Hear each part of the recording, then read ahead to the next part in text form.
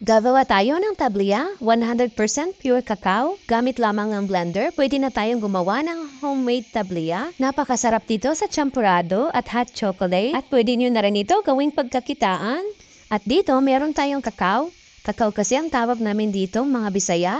Tanggalin lang natin ang mga buto at hugasang mabuti. Ayan, at ilagay lang natin sa strainer para matanggal ang mga eksis na tubig. At pwede na natin ito ilagay sa bilao at ibilat sa araw. Kung may mga net kayo, pwede rin po para mas mabilis matuyo. Dapat tuyong-tuyo talaga mga buto. Cut lang natin. Ayan, tuyong-tuyo na po. At napakadali lang matanggal ang pinakabalat niya. Mas gusto ko tanggalan muna ng balat bago itusta itong mga buto.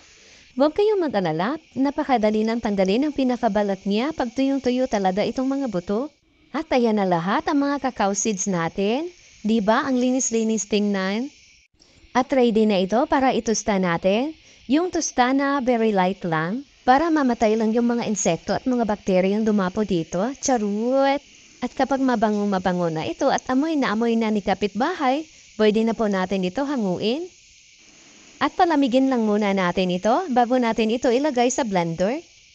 Kalahati lang muna ang ilagay natin para hindi mahirapan ang blender. At kapag naging powder na, ilagay na natin lahat. Sabay-sabay na natin i-blend. Kapag naging powder na ito lahat, unti-unti na itong magmantika. Nalabas na ang sariling mantika nitong ating cacao seeds. Ayan, at naging powder na talaga siya. Tingnan nyo naman, medyo nag-oily na siya. Wala po tayong nilagay dito na kahit ano. 100% pure cacao po ito at hindi rin po tayo naglagay ng asukal. Ayan, at tsagaan lang talaga. Ipals-pals lang po natin para hindi po mag-overheat ang ating blender. Ayan, at napaka-sticky na. Pwede na po ito. Ayan na po lahat ang na-blend natin na tablia. Talagang lumabas ang sarili niyang mantika. I-rest muna natin ito ng 1 hour, masyado kasing basa, bago natin ito i-mold.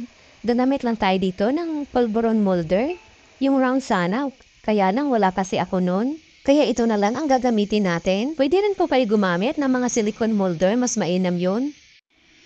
At dito sa ating bilao, naglagay lang ako ng plastic para hindi dumikit. Pwede nyo rin po ito i-form ng pabilog at i-plate ng bahagya.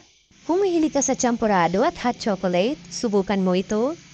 Ayan, ang dami nang nagawa natin. Nakagawa tayo ng 25 pieces na tablia. At i-air dry lang natin ito. Ayan na, may homemade tablia na tayo. Hiningi lang po namin itong mga cacao. Sayang lang kasi nabubulok lang sa puno. 6 na piraso lang ito pero ang dami nang nagawa natin. Nakagawa tayo ng 25 pieces na tablia. O diba ang dami, napakinabangan pa natin.